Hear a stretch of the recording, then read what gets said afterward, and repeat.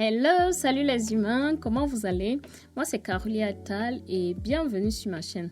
Aujourd'hui, je vais te faire une story time. Une story time sur, bon disons un peu ma vie privée, mais de manière générale. Dernièrement, je parlais avec une abonnée et comme ça, dans les commentaires, on s'écrivait. Et je lui ai lancé que non, mon fils n'appelle pas mon conjoint papa parce que ce n'est pas son papa. Bon, juste pour le Hintergrund, juste pour le...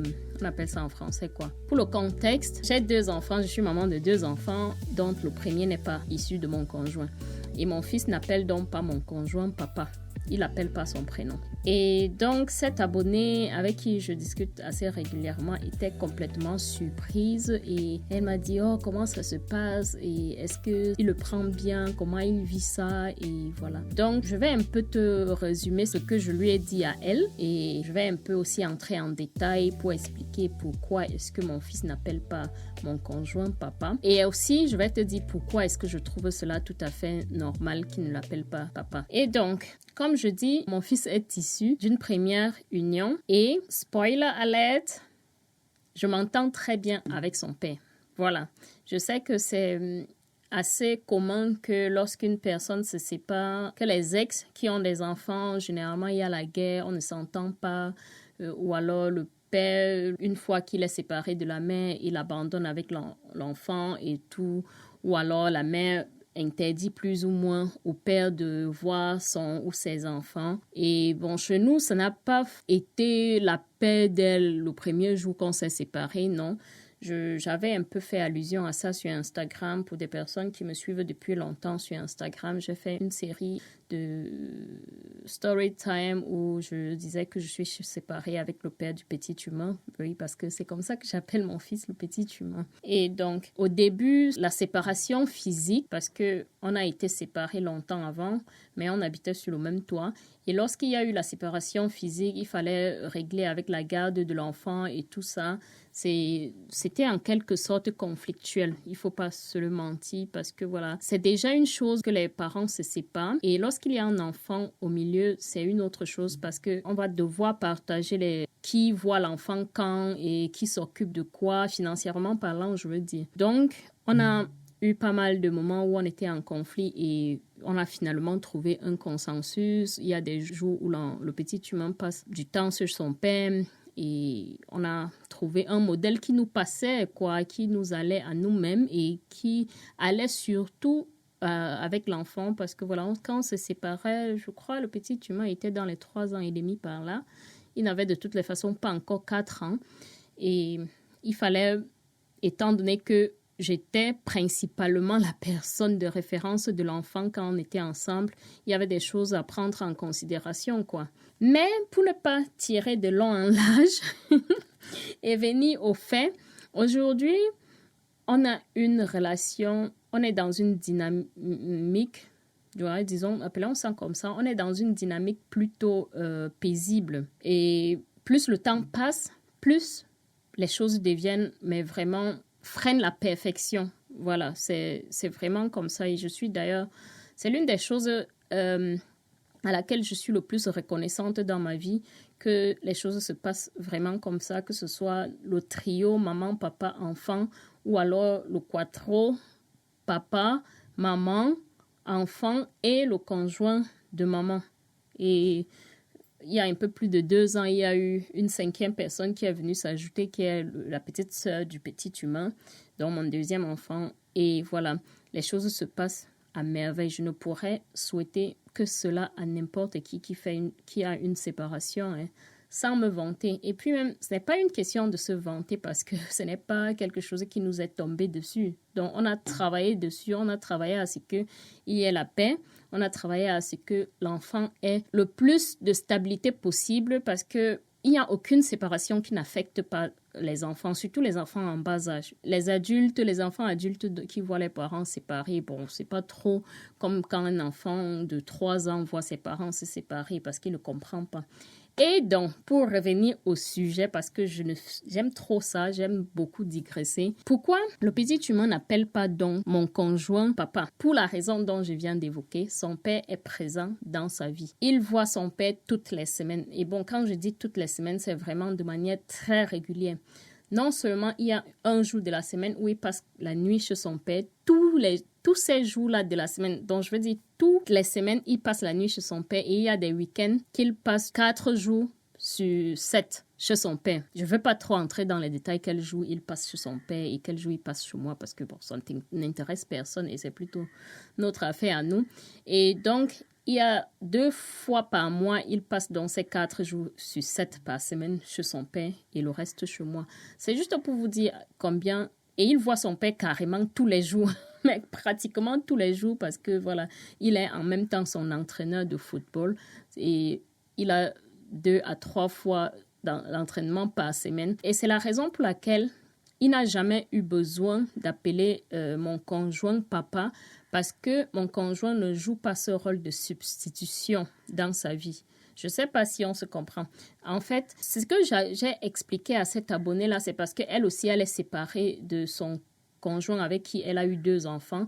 Et les enfants appellent, ils ont aussi 2 autres enfants en commun avec son mari. Les 2 premiers enfants appellent le conjoint papa parce que le papa en question, dont le conjoint de la maman, joue effectivement un rôle de substitution dans la vie des enfants. Il est un père de substitution pour ses enfants.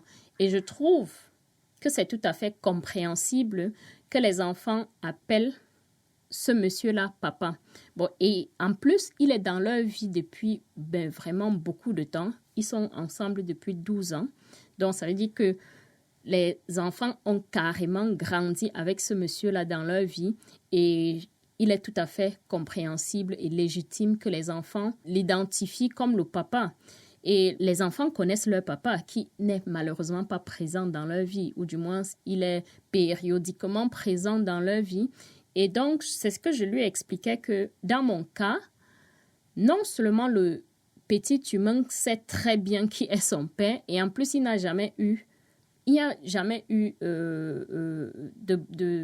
comment je vais dire ça? Il n'y a jamais eu de séparation entre lui et son père. Parce que son père et moi, nous nous sommes séparés, certes, mais il n'y a jamais eu, du moment où je me suis séparée physiquement avec son père, jusqu'à maintenant, il n'y a jamais eu de break. Tu vois, ils se sont vus continuellement jusqu'à maintenant. Il n'y a pas eu, comment dire? J'ai envie de dire, il n'y a pas eu un jour où ils ne se sont pas vus, mais ce n'est pas totalement vrai parce que voilà, il y a des jours où ils ne se voient pas.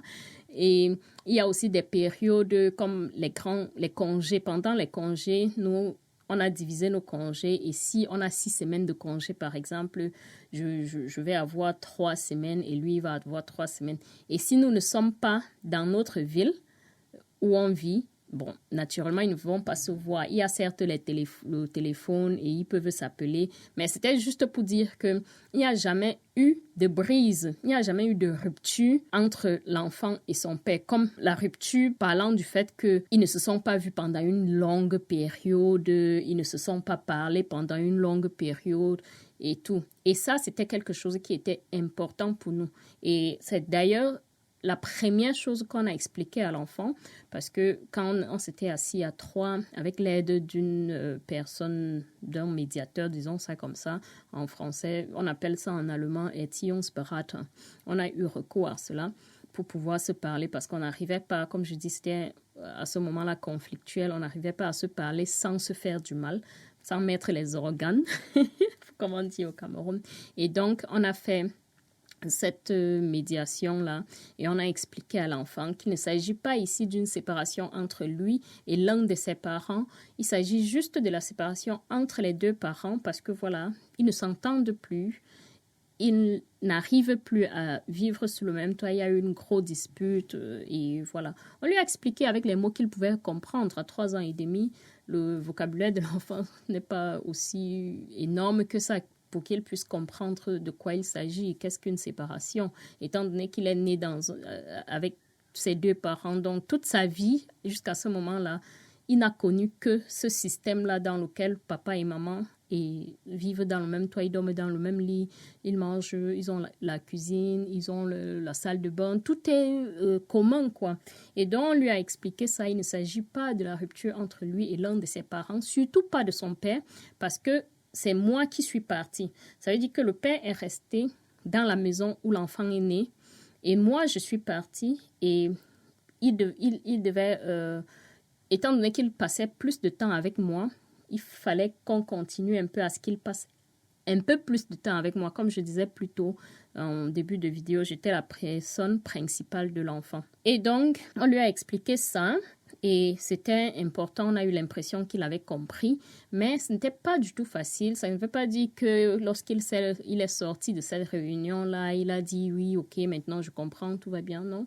Dans son comportement, on remarquait qu'il y avait comment dire, j'ai pas envie de dire des questions parce que, voilà, il y avait des bouleversements, voilà, il y avait des bouleversements qu'on remarquait et moi, de mon côté, j'essayais toujours de le lui rappeler, tu peux voir ton père quand tu veux. Donc, au départ, au tout début, il n'y avait vraiment pas de règles quand est-ce qu'il faut voir l'enfant. À ce début-là, il pouvait voir son père dès que possible, s'il y avait, ou appeler les soirs avant de dormir, par exemple, il avait ce besoin-là d'entendre la voix de son père, chose qu'il faisait, et son père était disponible. C'est avec le temps qu'on a vraiment pris une décision et une règle où chacun a des jours fixes où il passe avec l'enfant pour que ça soit aussi pour que ça soit bénéfique pour l'enfant, quoi, pour qu'il ait une routine bien stable, bien établie. Et donc j'ai donc expliqué cela à cette abonnée-là et bon, à la fin, elle m'a dit que oui, elle comprend, ça fait sens parce que elle ne voyait les choses que de son point de vue. Surtout que l'une des choses aussi qu'il faut mentionner et que je l'ai pas encore, si je l'ai oublié, c'est le fait que je ne suis pas dans une relation purement africaine. Parce que dans nos relations africaines, automatiquement, la personne qui partage la vie de maman est le père des enfants, même si ce n'est pas le père biologique.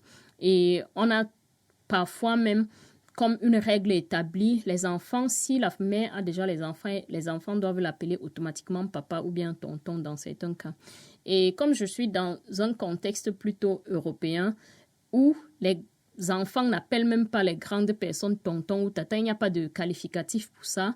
Ils appellent les personnes plus âgées par leur prénom.